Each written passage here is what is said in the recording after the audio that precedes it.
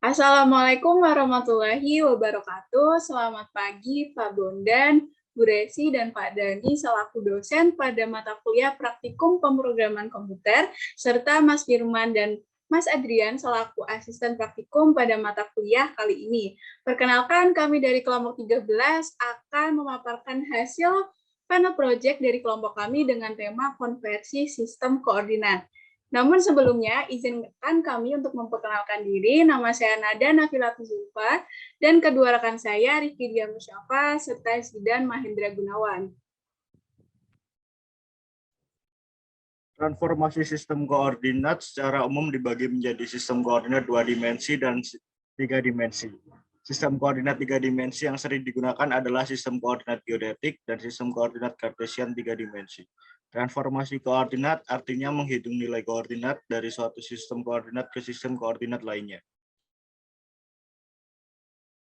Kelompok kami mengambil judul lebih spesifik, yaitu konversi sistem koordinat kartesian ke sistem koordinat geodetik, dan begitu pula sebaliknya. Sistem dan transformasi antar koordinat merupakan suatu pekerjaan yang sering dilakukan di bidang survei dan pemetaan. Namun, proses perhitungan sistem transformasi antar koordinat ini dapat dikatakan cukup rumit karena rumusnya digunakan cukup kompleks dan proses penyelesaiannya perlu waktu yang cukup lama. Kami membuat suatu program yang dapat dijalankan secara independen untuk memproses hitungan transformasi antar koordinat. Dan program yang kami buat memiliki beberapa manfaat, yaitu yang pertama, membantu mempermudah dalam mengkonversi koordinat kartesian menjadi geodetik dan sebaliknya. Yang kedua, membantu mengurangi kesalahan yang mungkin disebabkan saat melakukan hitungan secara manual. Selanjutnya, kami akan menampilkan program yang kami buat dalam PyCharm.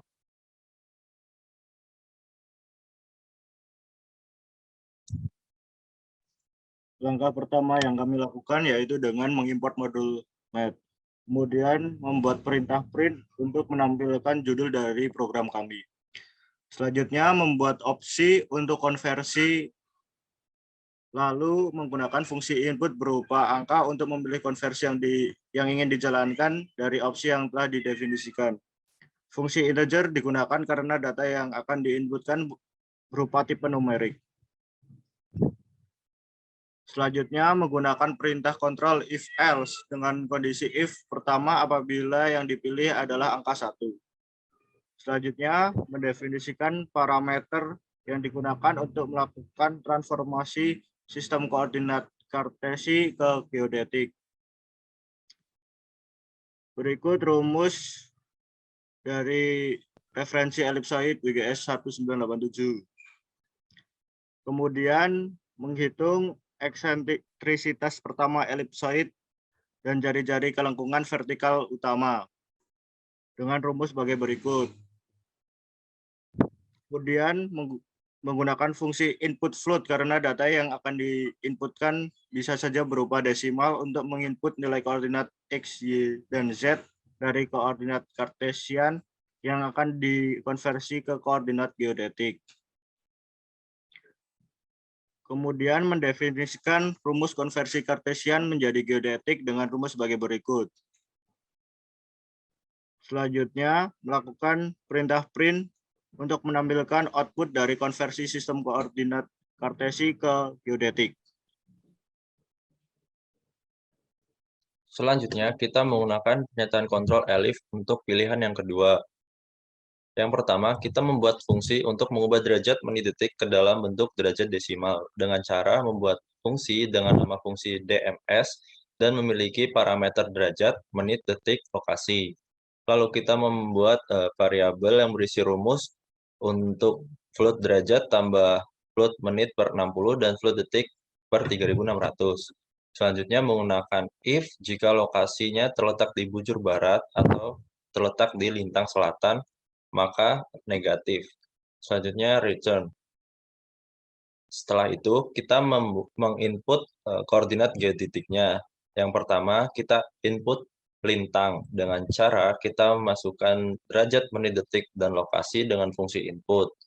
Lalu kita mendefinisikan lintang untuk mengubah derajat menit detik yang telah kita input ke dalam bentuk derajat desimal. Selanjutnya, kita melakukan input bujur. Cara melakukannya sama seperti saat kita menginput lintang tadi. Yang selanjutnya, kita menginput tingginya dengan tipe data float karena bisa saja dalam bentuk desimal. Setelah itu, kita mendefinisikan A, F, B, yaitu sesuai dengan referensi ellipsoid BGS 1987. Lalu kita menghitung eksentrisitas pertama ellipsoid acuan dan jari-jari kelompokan vertikal utama dengan rumus sebagai berikut. Selanjutnya, kita memasukkan rumus konversi geodetik ke sistem koordinat kartesian, di mana kita mendefinisikan X, Y, dan Z-nya dengan rumus yang sudah ada.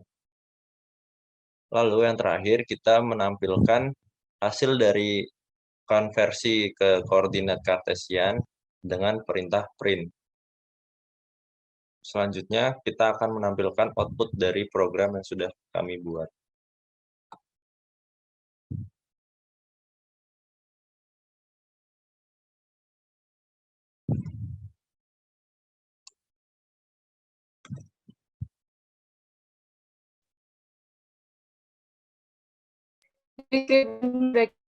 Tadi akan menghasilkan output sebagai berikut. Apabila kita ingin mencoba untuk mengkonversi sistem koordinat kartesian ke geodetik, maka kita masukkan angka 1 pada pilihan konversi.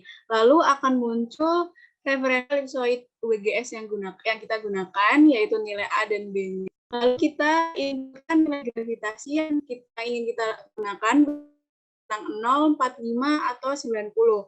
Lalu inputkan koordinat kartesian 3 dimensinya, yaitu koordinat X, Y, dan Z. Setelah itu akan mengkonversikan ke sistem koordinat geodetiknya, lihat tentang bujur tinggiannya pada sistem koordinat geodetik.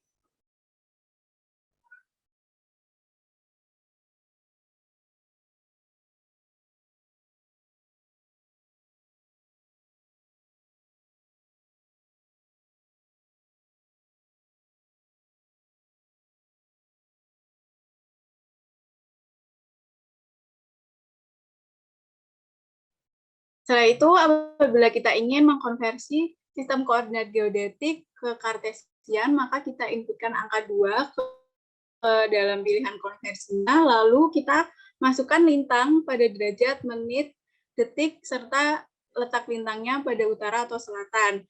Kemudian lintang tersebut akan dikonversikan ke derajat desimal. Hal yang sama kita inputkan kepada bujur, di mana kita inputkan derajat, menit, dan detiknya beserta letak bujurnya.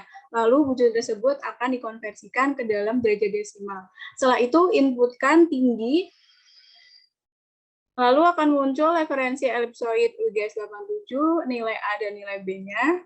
Setelah itu akan dikonversikan ke sistem koordinat kartesian.